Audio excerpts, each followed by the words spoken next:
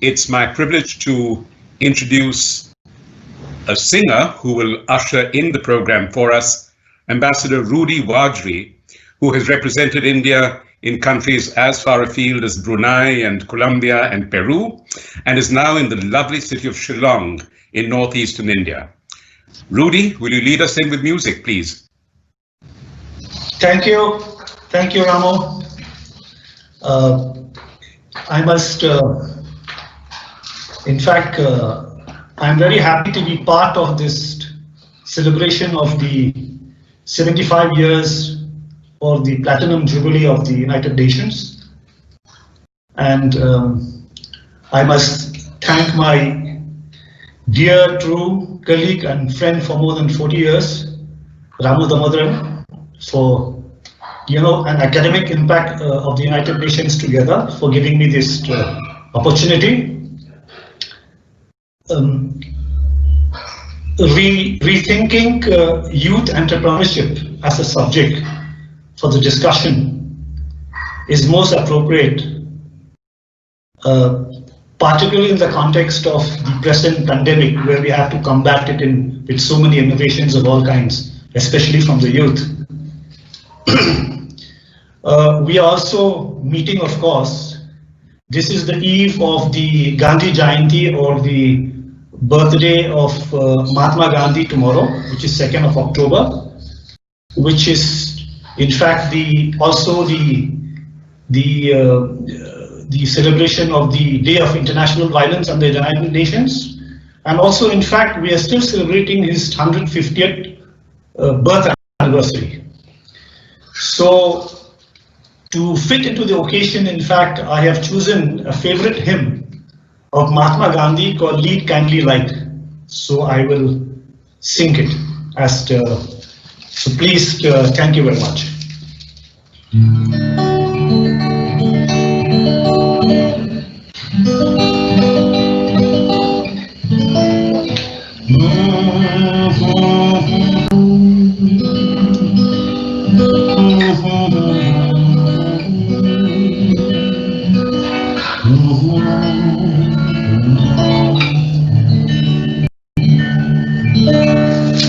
Lead kindly light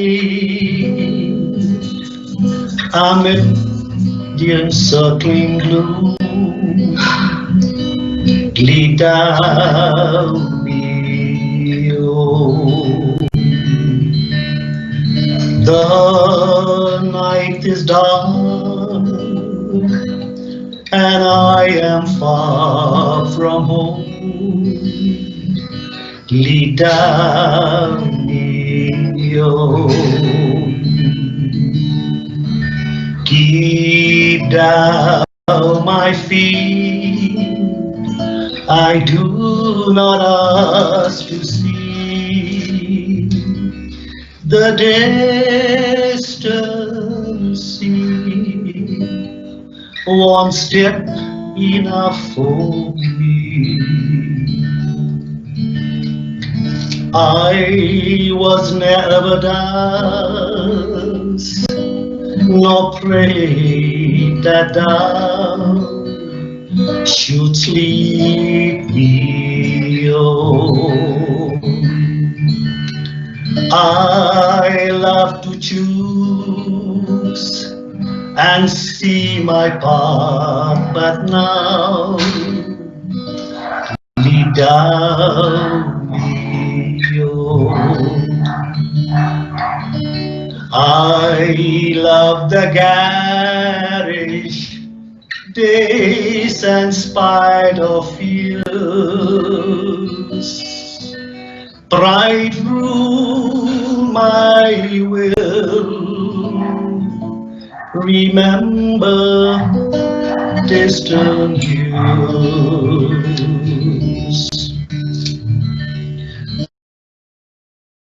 Along thy path hath blessed me, sure it still will lead me home.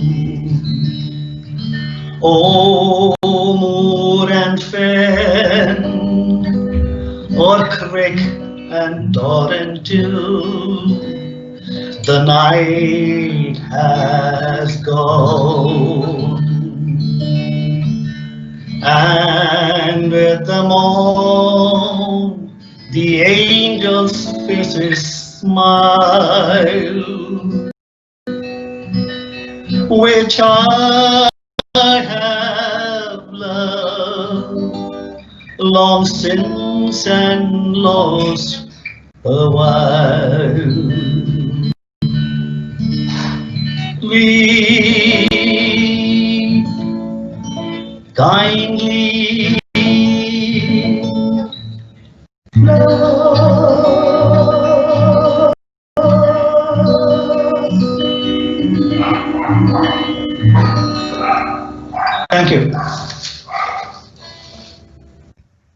Thank you. Thank you, Rudy. What a way to usher in this program, and it really brings the connection between Gandhiji, whose birthday we celebrate tomorrow as the International Day of Non-Violence, and the subject, because to go to a phrase from that wonderful hymn, he never sought to see the distant scene. One step was enough for him. But these series of steps, beginning almost a century ago, when he urged us in India to spin our own cloth, the Khadi movement, when he asked us to go to the ocean and distill our own salt, the salt satyagraha, every single step was entrepreneurial. When the United Nations first adopted a resolution on entrepreneurship, it was just 8 years ago, piloted by Israel. And I remember Ambassador Ron Prosor at that time saying, Albert Einstein said, logic will take you from A to Z. Imagination will take you everywhere. And he spoke about the unlocking of the mind. And that's what we have been trying to do at the Academic Impact. And that song, Rudy, I think really captured it for us. So in that spirit of Gandhiji as an entrepreneur, including an entrepreneur in ideas, the most obvious of which is nonviolence itself, it's my privilege to begin this conversation with a great friend of the United Nations and of India, Ambassador Danny Carmon, whom I've been privileged to know for more than 15 years. Ambassador Carmon served in Delhi as ambassador, and before that he was the head of MASHAV, the Israeli Agency for International Development. And he was ambassador here at the United Nations when the United Nations General Assembly unanimously adopted a resolution on Holocaust remembrance and education. So we owe a lot to Danny, and the floor is yours, sir. Thank you very much, Ramu. It's great to see you again. We are also very good personal friends from many years. Thank you, Omar. Thank you, Junaid. Thank you to the Academic Impact for organizing this webinar. And thank you very much, Ambassador Rudy, for opening the session with such lovely music. It's not by coincidence that such an important event is taking place on the background of 75 years of the United Nations and a day before the day of commemoration and the International Day of non-violence. I was in Delhi for many years. I also visited Ahmedabad, and we saw what you just talked about, Ramu, about the entrepreneurial spirit that Gandhiji led during all those years. Really remarkable, and really, again, thank you very much for this event and for inviting me.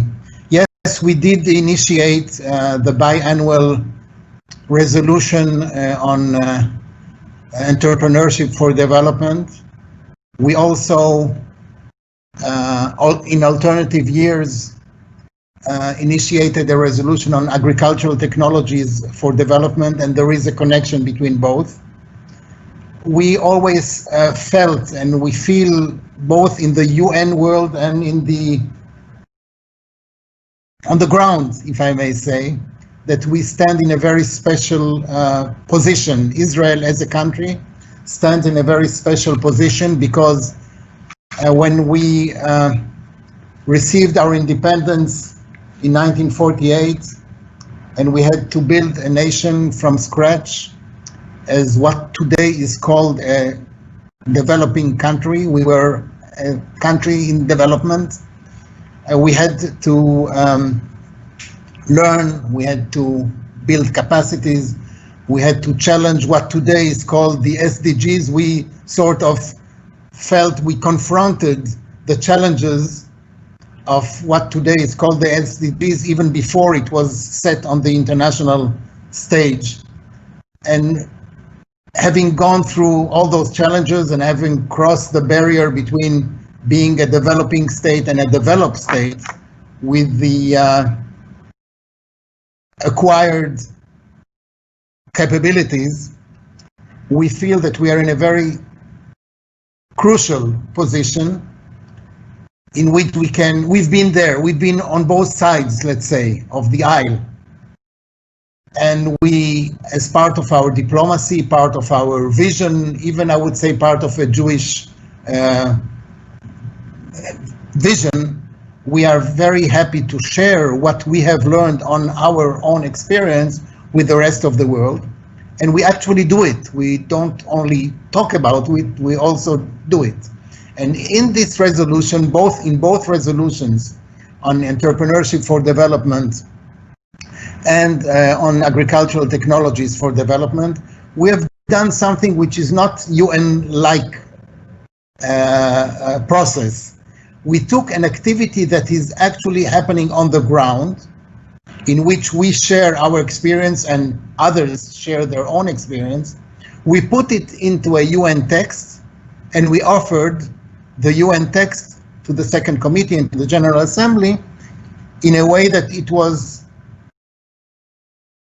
first done on the ground and then written in a UN text, and we are very happy that those two resolutions that are adopted in alternative years are adopted with a large majority of the member states. I have to say that the number of sponsors, of co-sponsors, is very big, and this also represents the fact that in the field of development, if you divide the work of the United Nations into peace and security, human rights, and development, I think that if you want to look at results, if you want to look at in areas that are less politicized than other areas, then development is it. And we're very happy that we can contribute to this area with our experience, bringing the Israeli ecosystem, bringing Israeli entrepreneurship and innovation, and also sharing in the same way that we do it on the ground. And maybe later we can give some examples of how we do it in the international arena, in the developing world and in the developed world also, being on both sides, as I said before. Then I think we are very happy to be there, and we're very happy to be this afternoon with you and share this vision with our viewers and our listeners. Thank you very much. Thank you so much, Danny, Ambassador Carmon. And I think that that's a very powerful way to begin, because the metaphor that you used of a 2012 resolution translating action at the local level into a resolution at the global level found its own resonance 3 years later with the Sustainable Development Goals. So thank you for that connection, and your most recent resolutions have really been for entrepreneurship and sustainable development beyond the original entrepreneurship and development. It's now my privilege to go back to India, to the state of Kerala, where a number of universities have joined in a Kerala Federation for the United Nations Academic Impact. And one of these colleges is the Kristu Jyoti College of Management and Technology. And I'm privileged to invite Ms. Meethu Mary George, who's a professor at this college, to share her views again on the subject of entrepreneurship and what is being done at the ground level. Professor George.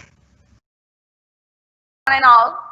And this year, 2020, is the 75th anniversary of United Nations. And today, October 1st, is the 30th anniversary of the International Senior Citizens Day. On this note, I would like to start my discourse with a quote on Muhammad Yunus, a social entrepreneur from Bangladesh. And he is a doyen of microfinance, said that young people are capable of doing much more than ever in the history of mankind. All the acknowledgement and gratitude to the senior citizens to the world. And as we all know, this is an entrepreneurial age, and these young, vibrant entrepreneurs are creating revolution that is transforming and renewing the worldwide. And these youngsters are the most important economic agents in the economic augmentation of any country in the world. And you know, when Henry Ford first introduced his reliable car with a steam engine, everybody asked, what so-called problem with a horse? And then he did it. And now, you know, the Tesla founder, that is Elon Musk, he is implementing the sustainable battery systems in the electric cars. Imagine the way we are from. Imagine that. And also, Elon Musk's goal is to implement that is rocket, the space launch vehicles with sustainable renewable energy. And see, my point is that these youngsters can act as a catalyst to the change not only the lifestyle of the people, but the world itself. And when Gen X millennials, that is the flag bearers of the ecosystem preservation, has introduced a very large growth in green business. And we have seen a record number of youth are embracing entrepreneurship as a way of their life. So there should be a systemic approach towards this particular, that is, I would say nothing else, it's green entrepreneurship. In order to create a change, we need entrepreneurial thinking in all the streams of the society, that is from startups to corporate level, and also policy making, and even in the individual actions. So by applying ecological entrepreneurship, I repeat, ecological entrepreneurship, we can negate or minimize the negative effects on the environment. It is due to the business operations that is happening on the society. So these youngsters should focus on creating more and more green products. And yes, sustainable development, as we all know, it's a concept rather emerged in 1987, that is in accordance as a consequences of globalization, industrialization, and population growth. And it was a Brundtland Commission dissolved in 1987 December with our common future. That is documented. This particular document was popularized the term sustainable development. So these youngsters should come forward to do business in green. And I repeat, I just wanted to draw your attention on the entrepreneur, that is social entrepreneur from India. That is a man from Bihar, Irfan Alam. Yes, he started his business when he was just 13. And you know, he just converted the sixth sector of India, that is the rickshaw pullers, into a robust business sector. Imagine a socially committed responsibilities turned into social business operations, the opportunities given to the people. So I also wanted to recommend we should also do a small amount of work in implementing education for entrepreneurship in all the streams of our higher education. And also proper training should be given in this entrepreneurial education to the students. And in accordance with that, ESD, that is Education for Sustainable Development, to balance, that is to equip and empower the integrated approach towards the social, the economic, the ecosystem for a sustainable future. And to my dear youngsters, it's like, don't sit over and think for a great idea to be done. Stop pondering over a great idea. Rather than thinking over again and again, I would prefer a action-oriented plan rather than a theoretical framework. It should be something should be done, like Boyan Slat. When he was 16, he just started to clean the ocean. And he did it. He was that ambitious enough. He was so audacious enough to inspire the common people. So we the people have got a tendency to believe when we hear the word green, it's like less profit or less effective, something that is not making of business or economic or money. It's not like that. As I said, Elon Musk, who is making big, huge amount of money out of his business, green business. And also, if someone has got a vision, someone has got an inspiring idea, if he is able to convince the public, then go for it. Crowdfunding will help you out. Stop convincing your authorities, your governments to grant fund. Go to the people next door. Convince the people next door so that you can do wonders. I would like to conclude my discourse on saying that we can make a paradigm blindness to a paradigm shift. That is from a blindness to a shift. That is creating a sustainable Mother Earth for the proper integrated, balanced economic as well as ecosystem for the future generation. Do some real business. Invest your brain, invest your wealth in green and create a better world. Please rethink your business possibilities in accordance with the Mother Nature. And with this, the court of Ruskin Bond, when all the wars are over, a butterfly, a small butterfly will still be beautiful. Thank you so much. Thank you so much for this. Thank you. Thank you so much, Professor George. That was wonderful. And I'm glad that we have the two greenest parts of India represented here, Meghalaya, where Rudy is, and Kerala, where you are. And I think all of us really appreciate the backdrop you've chosen. It brings to mind what Ambassador Carmon spoke about, having been on both sides of the aisle, because also when introducing the resolution in 2012, the Israeli ambassador had said, we have moved from cultivating apples to designing Apple computers. So thank you for that, and thank you for the call to ecological entrepreneurship. You also mentioned senior citizens. If I were a citizen slightly less senior and younger, I would have wanted to grow up to be our next speaker, Sam Vaghar.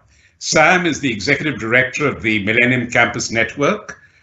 We are proud in the academic impact to be a partner with the Millennium Campus Network, which every year selects Millennium Fellows from around the world for the projects they have done in the human cause. Many of these projects are new, daring, and as you said, Professor George, they are green, both in terms of their environmental friendliness, but also in the sense of being exuberant and experimental. Sam, your thoughts? Thank you, Ramu. And thank you, distinguished ambassadors, professor, student leaders. It's a massive honor to be here. I was reflecting today and thinking about what I might be able to contribute to this conversation. And the last time that I was at an event with the United Nations Academic Impact was for Charter Day. And I started reflecting, thinking back 75 years, what those moments must have been like. Indeed, the United Nations itself was and is an entrepreneurial endeavor. And I reflected on this core value, a core value as a social entrepreneur that rings true to me is courage. As Professor George said, begin, start, have the courage to start. That is not easy to do. It was not easy to do 75 years ago. It is not easy to do today. What centers us in part from the charter is, and I shared it during Charter Day, and I'll share it again here because I think it bears repeating, is in the preamble it shares to reaffirm faith in fundamental human rights, in the dignity and worth of the human person. To reaffirm faith in fundamental human rights and the dignity and worth of the human person. That is our North Star. That is why we are here. That is why we are entrepreneurial. It is to serve that goal, to really uphold and affirm human dignity. And so for me, my journey began 12 years ago. I read Mountains Beyond Mountains. I read The End of Poverty.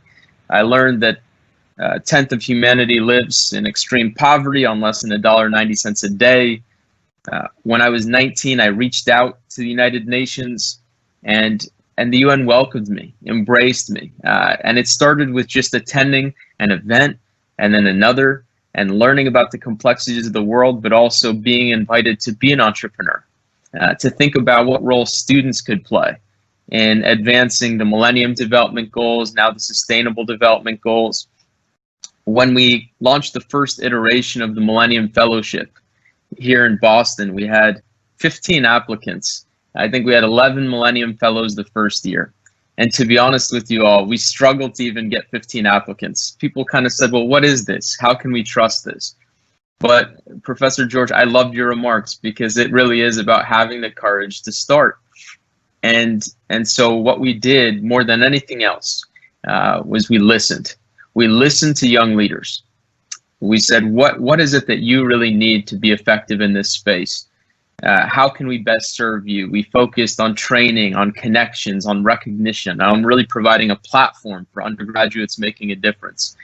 Fast forward to 2020, we had 15,000 applicants for the Millennium Fellowship class of 2020 from 1,400 universities around the world. There are now 1,400 Millennium Fellows in the class this year on 80 campuses in 20 countries. And these young leaders, it's from the University of Benin in Nigeria. We're leveraging solar power to provide electricity to 106 community members at night. At the University of the Ozarks, creating a community garden to tackle food insecurity on campus and in the local community. Small grassroots projects advancing the SDGs in community, but in aggregate, reaching more than 500,000 people's lives, positively impacting those lives and communities. And so for me, looking at these last 75 years and fast forwarding to today, this is a moment with COVID-19 that again calls on us to be courageous, calls on us to really step forward and reflect on that North Star, human dignity, and what we can do and what this young generation can do. And so I would just invite youth leaders who are tuning in around the world to be courageous, to higher education, to universities, to be courageous, to really trust your student leaders, to listen to them, to seek to understand what their priorities are, what their agendas are, how we can support them. And to the United Nations, to be courageous as you are. I am so honored and we're so humbled to partner with the United Nations Academic Impact on the Millennium Fellowship. It is an entrepreneurial partnership and endeavor, and the result is that we're helping unlock and unleash the potential of thousands of young leaders for the SDGs. I can't wait to look forward 75 years from today. You know, the young leaders and universities who will be here 75 years from today, and to imagine and reflect on this moment and ask ourselves and have people ask, did we meet the moment? I think with courage we will. If we're all courageous, I think we will. And I invite this generation to plug in at millenniumfellows.org, join the movement. And Ramu, thank you to you for having the courage to believe in young people. Thank you all. Thank you so much, Sam, and thank you for all you said about the moment we're in, but also putting it in the perspective of 75 years, because if you think of it, creating the United Nations itself was one of the most daring acts of entrepreneurship in human history. I'd now like to hand the floor over to Omar, our team member who will be conducting the remaining part of our program. Omar?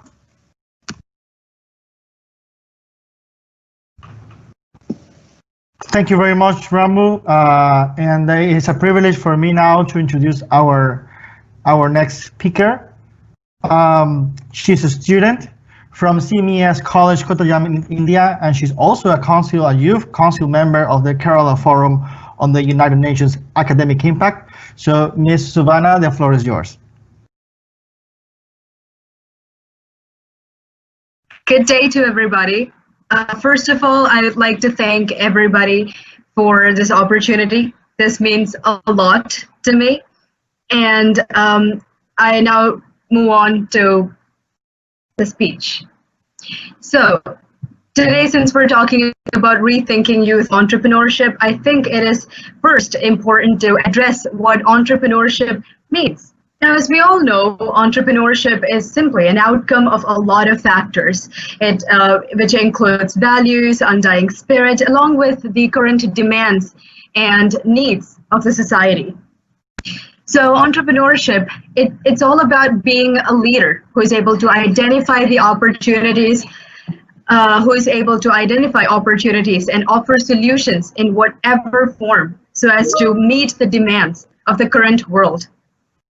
And it is simply in pursuit of opportunity, which basically means like it is the pursuit of opportunity regardless of the resources that are currently controlled, and along with a firm mindset to face all the obstacles that comes in the way while making it to the top. Now, youth entrepreneurship isn't a concept that is new to us, especially with the current global youth unemployment rates and the increase in youth population scenarios for entrepreneurship among the youth. As it encourages, now youth entrepreneurship is absolutely necessary because youth, according to the International Labour Organization reports, young people are twice as likely to be unemployed when compared to the adults. And therefore, one way to solve this issue is by encouraging youth entrepreneurship, as it creates job opportunities or employment opportunities for the youth. And it could also act as a channel to make use of the creativity to the fullest of the youth, creativity of the youth to the fullest.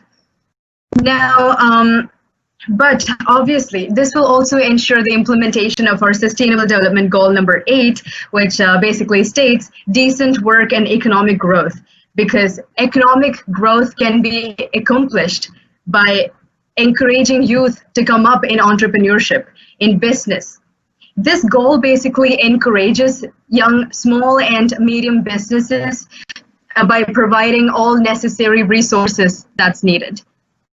Entrepreneurship is absolutely important for the innovation and development of a country. But as obviously as there is always challenges when it comes to youth entrepreneurship, when it comes to creating a startup, there are many challenges.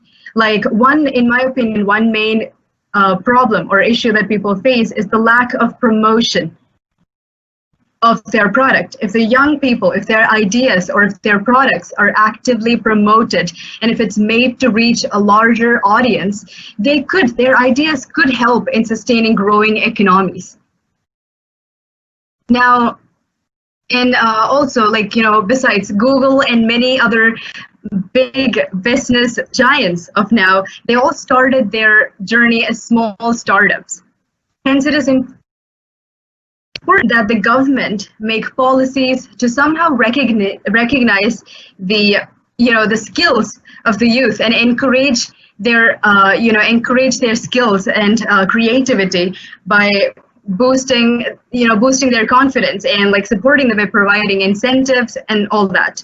Now, another reason that basically contributes to a failed startup ecosystem is the lack of education in the field of business.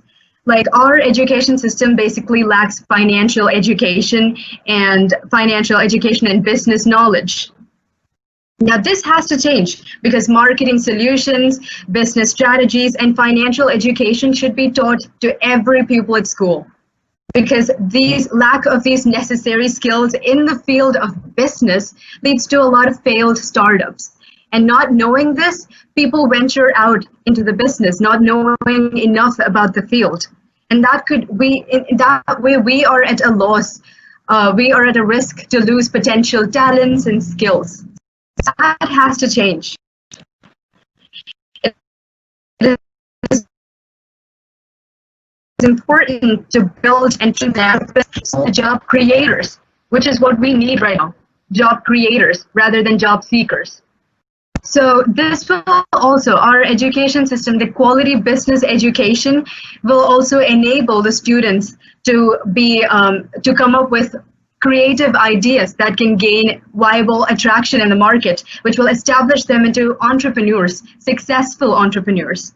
Our education system must also, encourage out-of-the-box thinking, and it must also, make the students aware of all the ups and downs of creating a startups, because there is a common misconception that people who are only highly potential, highly abled, or highly influential or resourceful people can be successful in the business field. And people often, the youth of now often, they devalue the amount of work, dedication, effort, and everything that goes into into running a successful business. So by educating them, by teaching them how to differentiate between assets and liabilities and all of that, we can make them make money work for them rather than them working for money.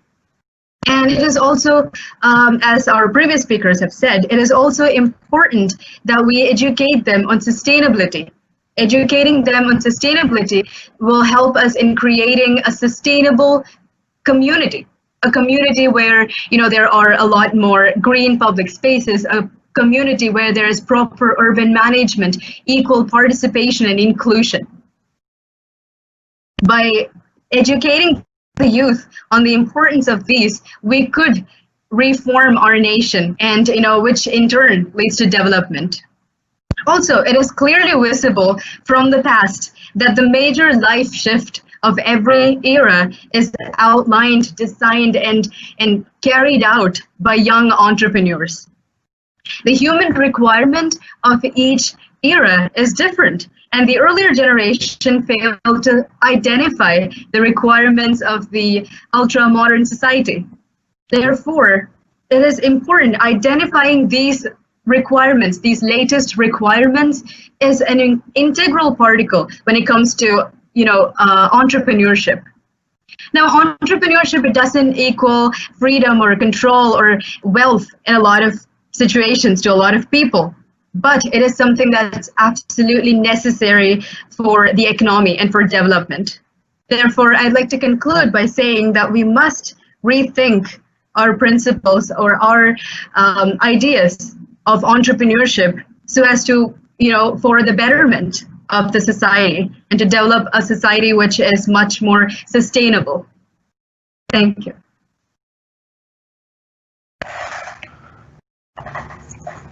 Thank you very much indeed, Ms. Subana, for providing us your insights and for highlighting the critical relevance of youth entrepreneurship to foster creation of jobs. So we need indeed job creators instead of job seekers. So thank you very much indeed for your remarks.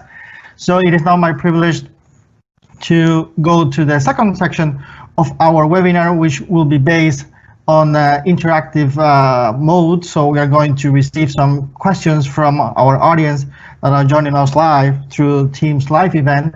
And we already have questions. The first one will go to Professor George. Professor George, we were asked if you could provide us some models of youth entrepreneurship that might be currently used or fostered in college where you teach, or in the universities and colleges that you have connections to, if you could provide us some examples of that. Thank you.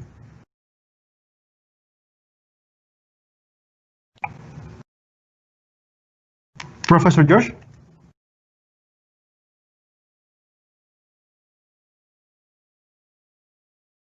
Miss Meethu. Ms. Meethu, yes. We can't hear you. Yes, I'm here. Okay. Thank you.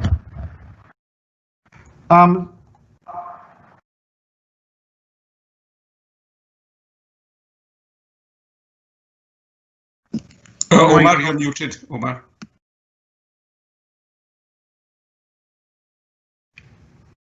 So if you could provide us some examples of models of youth entrepreneurship that has been instilled or promoted or initiated by the college in which you currently are teaching, or in the colleges in which you have connection to. That is myself, and okay. I'm working in Kristu College, that is in India, the godson country, Kerala. And recently, our students have started an initiation in creating a bunkie car for the campus. That is a startup in our college, and something that is also based on the green principle with the solar energy. And they have even started collecting the fund from selling a bulb, LED bulb, to the public. So that is one of the movements that happened in our college right now. And also recently, we the students are planning for an agriculture farm, vegetable farm right now in our institution, which also implements something that is on the sustainable development. Thank you very much indeed. I now have a question to Mr. Vaghar. Mr. Vaghar, you have a lot of experience reviewing projects and the startup initiative in the framework of the Millennium Campus Network. So, despite the fact that these all initiatives are different and take place in different countries and regions of the world, which are the similarities that you find when it comes to how youth want to create these opportunities, and how do you see youth entrepreneurship from various cultural and international backgrounds? Thank you. It's a wonderful question.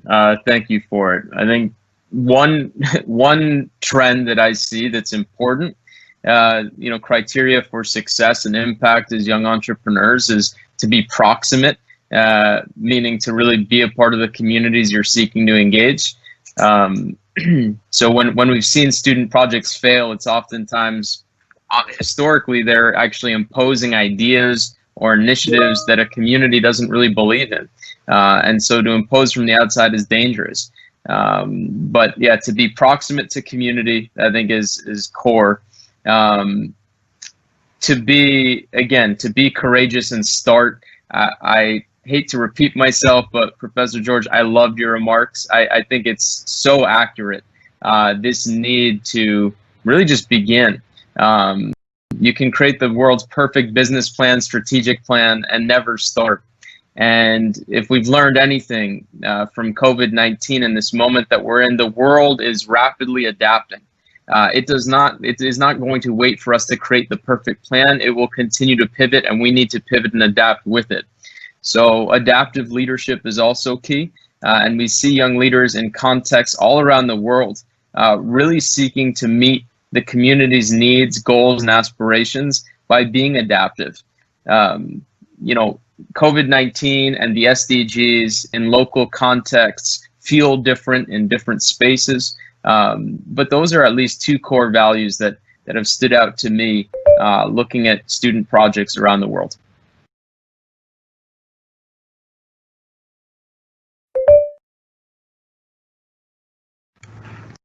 Thank you very much indeed, Mr. Vaghar, for your response. I now have a question to Ambassador Rudy, that inspired all of us with your musical performance and your song in your long-standing diplomatic career across the world. What is your opinion about the role of youth particularly in these challenging times. You have experience in many countries, and you probably have a lot of connections with youth in these different countries. So how do you see the role of youth nowadays for the economic recovery of the international community as a whole in this ongoing pandemic? Thank you.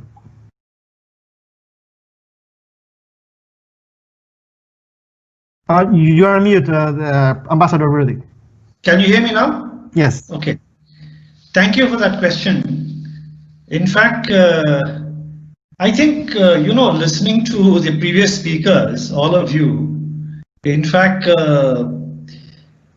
I think the key point is what Professor George was talking about. I like this phrase you said, ecological entrepreneurship.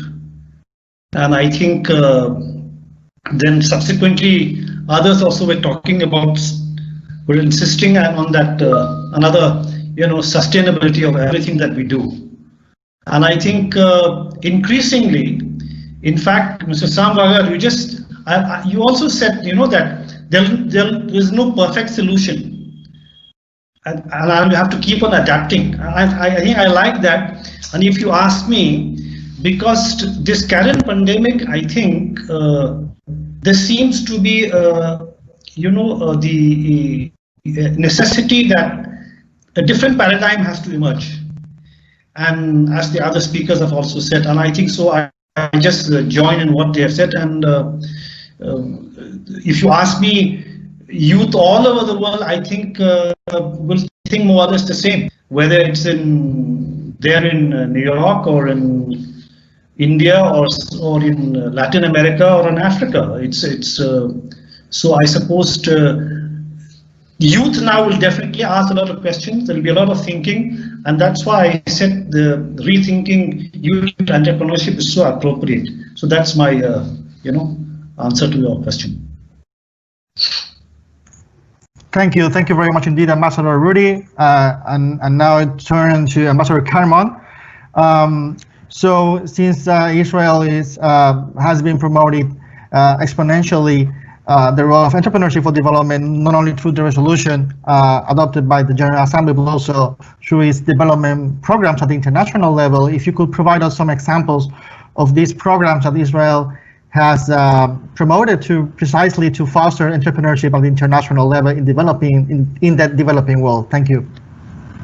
Thank you very much for this question. May I start by saying that listening to all the speakers, as in so many other instances, I sort of looked and saw a puzzle being built because of the different angles that we heard about entrepreneurship and what it means.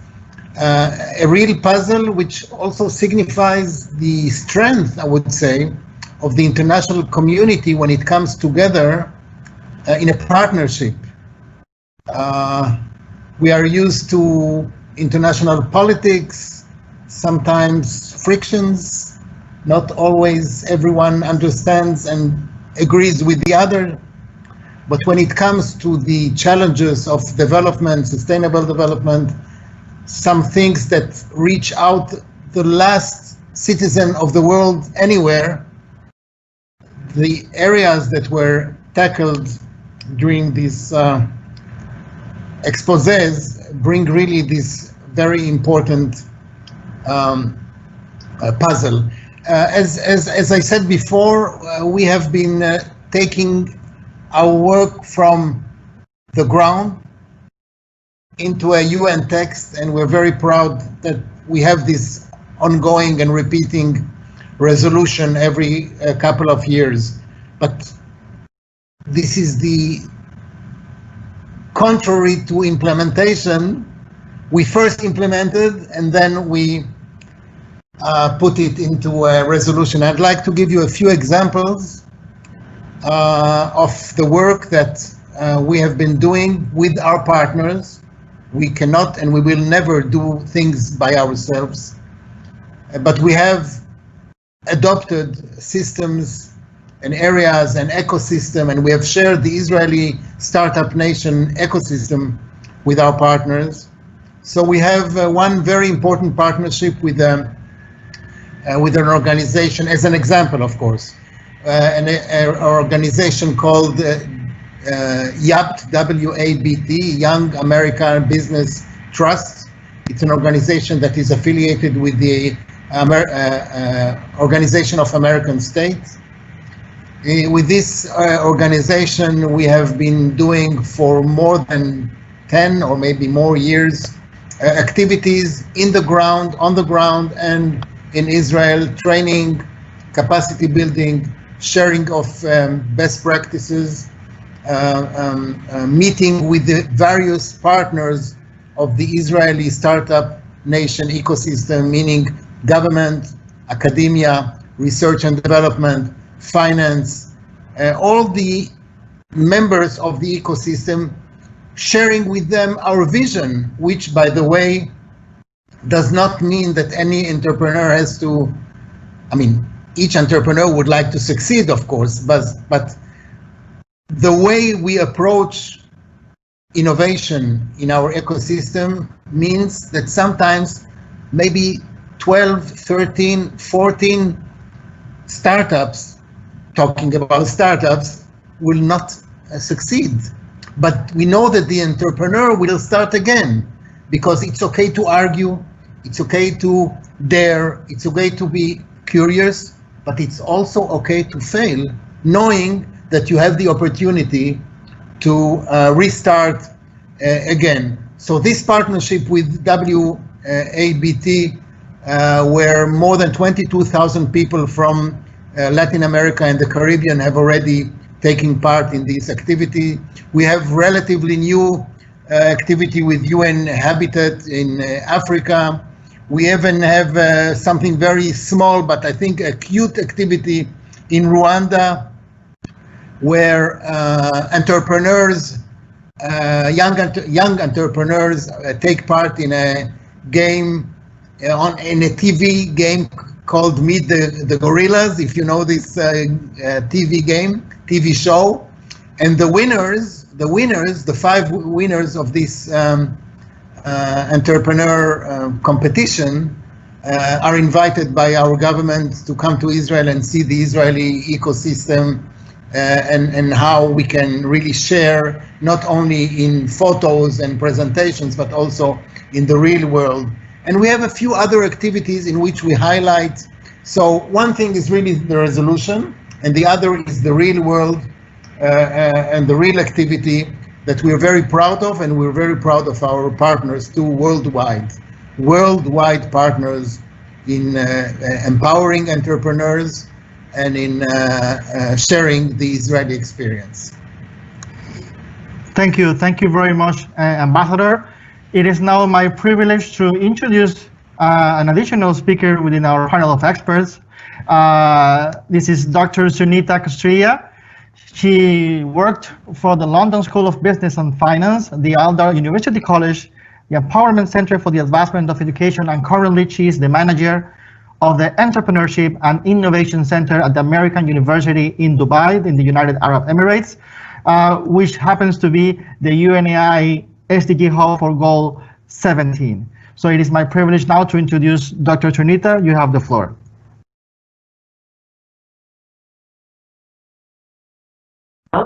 Thank you so much, and it's wonderful to be a part of this esteemed panel. I'm going to speak from a perspective of what I'm doing on the ground at American University in Dubai. So the AEIC, or the American University Dubai's Entrepreneurship and Innovation Center, its mandate is to activate the Article 6 of the 50-year charter of the Vice President and Prime Minister of UAE, Sheikh Mohammed's vision. And the vision is to graduate businesses from universities rather than graduate students, and to convert universities into an economic ecosystem where students can create ideas, develop those ideas leading to startups. So what are we doing at AEIC? We are running a lot of programs, but the key programs are 4 stages. The initial stage we call the mindset stage, where students come into the program and basically look at a problem in their environment And based on the problem in their environment, they try to resolve it and create an idea to solve that problem using the design thinking methodology. Now, this course is based on Stanford University and the course on innovation and entrepreneurship that they developed in collaboration with the Ministry of Higher Education in the UAE. Now, once students finish that idea development in the mindset stage, they also learn how to pitch and how to create a business model. From there on, they go to the next stage, which is called the ideation stage and the incubation preparation stage, where the students work on that idea and develop the minimum viable features of their prototype. They work in class sessions, lab sessions, and with mentors, technical experts to work on creating a functional prototype. They also pitch internally as well as they pitch to advisory panel that consists of Dubai SME that then funds them. We received about 40K funding in spring semester, where we had 6 success stories emerging out of that. Now, these 6 groups of startups, we call them founders and startups, they go into the next stage, which is the incubation stage, where they work on going to market with their minimum viable features prototype. And how do they do that? They go through a 3-month program where they again work with funders, accelerators, seed capital investors, angel investors, and with other founders, technical experts to really understand how to bring about, how to reduce the gap between product, market fit, branding, how to do the go-to-market strategy, what exactly it means to go to market, or how much time would it take, what are the challenges. So they actually understand it from the perspective of their own prototype. Now today, out of those 6 startups, we have one of them which is working on a solar panel battery for refugee camps and for construction sites and for where lights go off frequently, and they've already signed a non-disclosure agreement with a multinational company that has headquartered in UK and which is a steel manufacturer to actually produce their product by fall next year. And then I have another startup that's creating a disposable blow dryer for young women that can be installed in restaurants. And these people are right now importing their byproduct, the earlier product that they require to develop that prototype. I have a third one which is connecting academia to industry by bringing in real life cases of industry into academia. So they have cultivated a web application. So these success stories are real, are something that we've done inbuilt, in-house. From these students have gone from the mindset stage to actually now signing an NDA, and that's extremely satisfying. So our success story would complete as a center when these students are able to establish their startup and get funding. What is the challenge that I'm facing or we are facing right now is basically the funding challenge, and crowdsourcing is an option that we definitely would like to look for. But in the UAE, even to have a crowdfunding kind of a platform on our website, we need to get the license from the government to be able to do that. But definitely, and we are also looking at angel investors, we're looking at seed funders. So funding definitely is a big challenge. Now, the second thing is, I think sustainable, how to make it sustainable. I think what I've learned through this last 1.5 years of experience and what my students have learned is failure, accepting failure, embracing failure, regarding failure as something that is an important and integral part of your success journey is what makes it sustainable. If you get discouraged with failure, you cannot sustain. So I think that's the only key word that I would like to give here, that failure makes you sustainable. Funding definitely is a challenge, and I'm talking by walking the path. So I speak from a personal experience. So I think that kind of builds into everything. Thank you. Thank you very much indeed, Dr. Sunitha from the American University in Dubai. And now, since we're already in the Q&A session, we have received a couple of questions that perhaps you might be able to answer. The first one is, what skills do you think entrepreneurs need? The very basic skills an entrepreneur would need. And the second question would be, for those universities who are starting these entrepreneurship programs, which do you think could be like the very basic step they should consider when doing so? Okay, what do entrepreneurs need? They need the mindset of a small baby. A mindset that says, that's curious, that doesn't judge, that's willing to learn, and that doesn't stop asking questions. Why? We need a mindset like that. We need innocent mindset. And the second thing is you require courage, you require bravery, you require empathy, and all that can be cultivated. But the first thing is to understand that we need to learn to be able to listen, to be able to observe, to be able to empathize with the surrounding environment. I think these are key skills. We think entrepreneurship is like something great, something that is unachievable, something that only few people have, but it basically comes down to being curious, being able to listen, being able to follow your passion. Follow your passion. We have people who here questioned a problem like, why are people not sitting outside Starbucks with an AUD? Or when there are tables out there. Well, when they asked that question and went and found out that it was a simple problem of bird poop. There was a bird poop that was falling on those tables, so nobody was sitting there. So what is the solution? They came out with a portable umbrella that can be unfolded, that can be taken with you, carried in a small bag. It can be put up on the bench, it can be taken to the desert, it can be taken to the beach. So that was the solution they came out with. So don't stop asking questions, and no problem, no idea is a silly idea. No idea is small. So being able to do that I think is a key skill to have. And what should universities do? I think the first thing that the universities should do is to change the mindset. The mindset of students is when they come into universities, okay, you tell me what I must do and I will do it. Sorry, I'm not going to tell you. I as a teacher, I as a person who's been teaching these courses, I'm a facilitator. I'm not a teacher in the sense that I help them go the path of the process that they need to go, but I don't tell them what is right, what is wrong, and how you should do it, because the how is completely on them, in the sense that change the mindset from the thinking, listening to doing, the doing mindset, action mindset. And that's what we are cultivating within AEIC, and it begins with that. Until you do, until you fall, until you pick up, until you decide, do all that, you will not be able to move on the entrepreneurial path. Thank you very much indeed, Dr. Sunitha. I now have a couple of questions to Ms. Subana.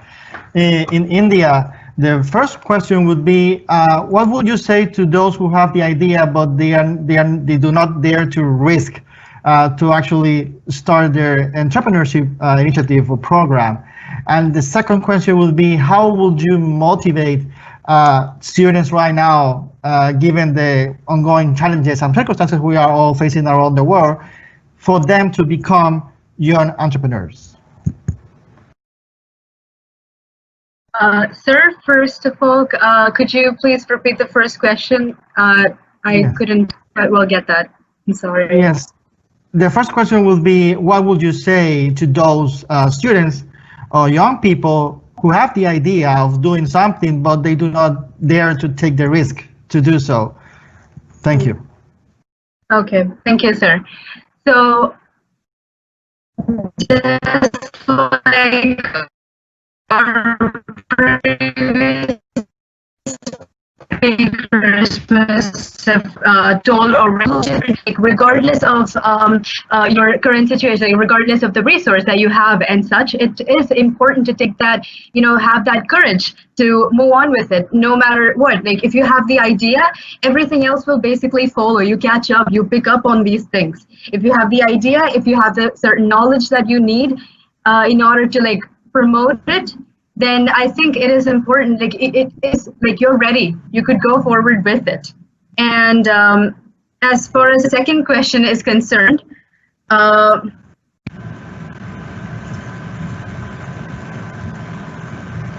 sir, there was a break in the question, I wasn't able to quite well get it. Could you please repeat that again? Yes, the second question will be in the current circumstances of the pandemic, the COVID-19 pandemic, of those who might feel this is not the right time to start or initiate anything. Yes. What would you say to them? I would tell them to wait for the right chance, because if your product, if your ideas are not being if it's not able to reach a wider audience, if you're not confident enough that you would be able to get a success out of it, then I would say wait for it to end. Or I would say, like, you know, although your idea might be really good, in order to reach a larger people, it must be promoted. And during such a situation, like the circumstance that we have right now, it is almost it's a very tiring process to like get proper marketing. So I would say wait for the opportunity, but also do not give up. You know, if the idea is great, do not give up. Keep working on it to make it better, but, you know, establish it once there's proper marketing, once there is a chance that you could, you know, catch a lot of attraction to it. Once it's like scalable, once it can gain a lot of attraction, establish it. That's what I think. Thank you very much indeed, Ms. Subana. I now have a question to Mr. Vaghar. What would you say about the importance of collaboration between different startups and people in different countries to foster youth entrepreneurship? I love these questions today. These are fantastic. I think one of the things that that the professor referenced was prioritizing empathy and listening, and I love that point. It is so important to really take the time to listen, learn from others. Do not take an ahistorical approach to this work. There are people who have been doing this for generations, working as entrepreneurs, working to build economies, working to build sustainable economies and make a difference in their communities. And so, you know, for us with the Millennium Fellows, we always talk about leading with empathy, humility, inclusion as guiding values. And with respect to collaboration, actually it's happening right now. We have hundreds of Millennium Fellows who are connecting virtually in real time across communities, across campuses, to build communities of practice, to learn from each other. One Millennium Fellow might be better at fundraising, another might be better at volunteer recruitment, another might be better at building a business plan. But the opportunity to actually convene, it's so powerful. And what I would just offer is, for universities that are tuning in, you know, your opportunity is to really be the platform, to be that hub, to be that incubator and accelerator, to bring these young leaders together and say, here are the incentives to collaborate. Collaboration sounds great in practice. In theory, it's very hard to actually do in practice because we get tunnel vision as entrepreneurs sometimes. We want to just excel on our singular project. Achieving the SDGs is going to take more than just a single successful project or initiative. And so it is imperative that we create the right incentives to get young people together. We've focused on training, connections, recognition, providing those, putting those in place as really anchors to say, here's the value that you can get and derive from collaboration. And we've seen that all around the world. Thank you very much indeed, Mr. Vaghar, for responding to this question. Unfortunately, because of time constraints, we have started our time for this interactive session, and now I hand it over to Ramo Damodaran, Chief of the UN Academic Impact. Ramo, back to you. Oh, thanks so much, Omar, and thank you to our stellar panel. This has been our most viewed webinar to date, and I think the attraction has really been the names we advertised. I'm really grateful to each one of you. I think the tone for our discussion was really set by Ambassador Carmon when he said, we have been there. He was referring to Israel and the fact that Israel is now a partner in so many entrepreneurship and development projects, including, as he mentioned, in the realm of agricultural technology, which has come to the United Nations as well in the form of resolution. But all of us have been there in the sense of aspiring, hoping, and planning, and then using the means at our disposal. And we've touched upon so many of those in this discussion, whether it is education, whether it is finance, or to use the phrase that our young student Sunitha used of courage. These are the things that have equipped us to be where we are now and which will continue to inspire us. And again, I think the point that Ambassador Carmon made about a resolution deriving from practical experience really resonates with what Professor George said about the need for action and not words. Because if there is one thing that the United Nations is often criticized about, is its propensity for rhetoric, for using phrases and elegant words. In fact, one of our first Nobel Peace Prize winners, Sean McBride of Ireland, once said, "I just cannot keep up with the gobbledygook of United Nations resolutions." And he said very carefully, it's not the fault of the Secretariat, it's the fault of member states. So I'm being a little self-protective here. But as Ambassador Carmon pointed out, it is possible to take the intensity of active experience and translate it into a workable resolution. I think also the idea that Professor George had, and Rudy has referred to this as well, of ecological entrepreneurship, is something which is going to be defining for our sustainable development age and for our century. And the idea, again, which Subana mentioned, of not working for money, but making money work for you. And that is in itself a fascinating thought. Sam, you've talked about your experiences as an entrepreneur yourself, and an entrepreneur, if I may say so, in the realm of ideas. And here again, the ideas that the Millennium Fellows put forward, inspired by you, have translated into very specific projects, which again reflect that spirit of entrepreneurship. And as Dr. Kshatriya gave us a couple of very, very practical examples of how this can be achieved. And the idea of the phrase that she used about ideation, the fact, again, putting into practice something which is really cerebral or an idea. And also, I was very inspired by the thought she had, let us not be afraid of failure. And that brings us full circle back to the start of our wonderful program, Rudy and the hymn. And if you think of that line in Lead Kindly Light, where the singer says, I loved to choose my own path. Now you will lead me on. At one level, you might think that what the hymn says is that I'm not going to choose my path. You choose my path for me.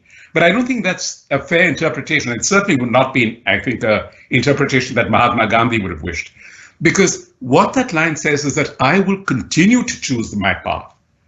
But you, with the values you inspire, of humility, of the dignity and worth of the human person, as Sam reminded us, those values will lead me on the path that I have chosen. And I can think of no metaphor more fitting as we end this program, both for the idea of entrepreneurship, both for the idea of youth and being young, and above all, for the idea of the United Nations. Thank you all for joining us. I'm very grateful to our own academic impact team, Omar, Lanice, Bo, Brenda, Davida, Peyton, and of course, John, Junaid, and the other wonderful members of the Office of Information, Communications and Technology who have brought us together in this technological realm at this difficult time. Please keep in touch with us and with each other, and have a wonderful evening, have a wonderful day.